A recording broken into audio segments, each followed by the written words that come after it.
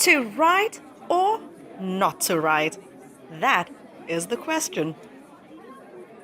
Whether it is fictional, sci-fi, or vlogging, one point was being stressed out at this year's Birmingham Literature Festival held at the Rep, and that is just write. See, people always talk about carrying around a little book, but I find that quite impractical these days. So if you have a phone, you will almost definitely have somewhere where you can write things down. So I think that's one of the key things is when you think something, write it down. Don't think you'll remember it later, because you probably won't. And when you write something down that perhaps you're not happy with the first time, what I always do is I just cross a single line through the work. So then if I'm in a different mindset, I can come back to it, see what I've written and see if it can inspire me for a new piece. It wouldn't be any version of like being South Asian that I'd ever read about. The festival also saw the launch of a book by a diverse range of authors about their experiences of being an immigrant in the UK.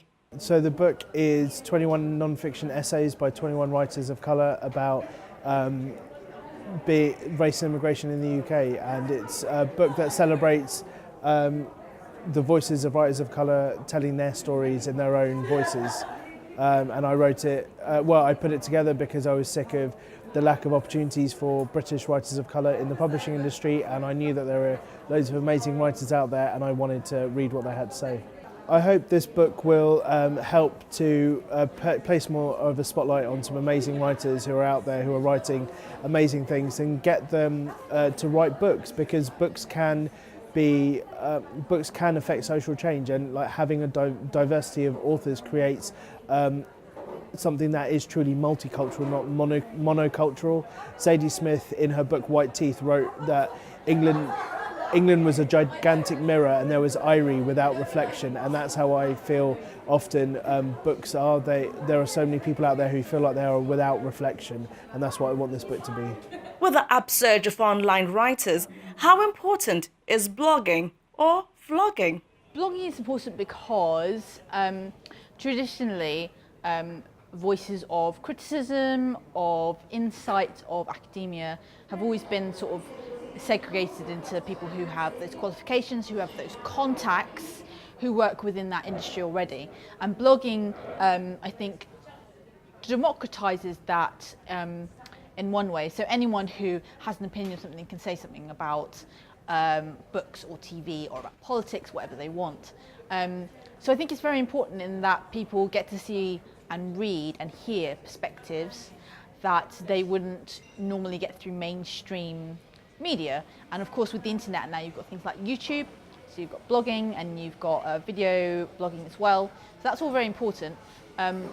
Obviously that doesn't actually diminish the importance of people who are properly trained to report on things like that in terms of like journalism and so on. But I think blogging is important because of the different perspectives that you can now access. And talking about access, who would have put physical strength and soft use of words together? Matt Windle did. Poetry and boxing goes together in many different ways. So they're both unique, they're both different art forms, and there's something that the everyday man maybe doesn't do or doesn't think they do it every day, but the rhythm, the repetition, the practice, the performance elements of it. When I get into a ring for a fight, that's my stage, that ring is my stage, and I'm there to put on a show and give a performance the same way as when I get onto stage with poetry. That's my performance. So they do go on, they do tie very closely together.